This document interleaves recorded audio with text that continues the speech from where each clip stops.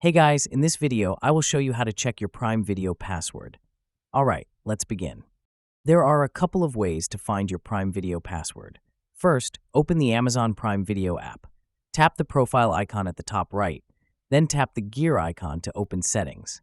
Next, select Parental Controls. From here, you can either change your Prime Video PIN or enable Face ID.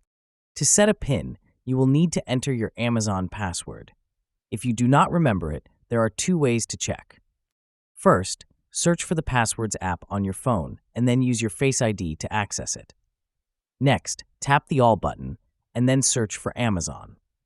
This will bring up saved credentials and you can view your Amazon password, which is the same as your Prime Video password. Alternatively, if you use Google Chrome and have passwords saved there, open Chrome and tap the three dots at the bottom right. Go to Password Manager, then search for Amazon. This will show you the saved password linked to your account. With this information, you can log in to the Prime Video app or website without needing to reset your password. So that's basically how you can check your Prime Video password. And that's it for this video. If you find this helpful, consider subscribing and giving this a big thumbs up. Thanks.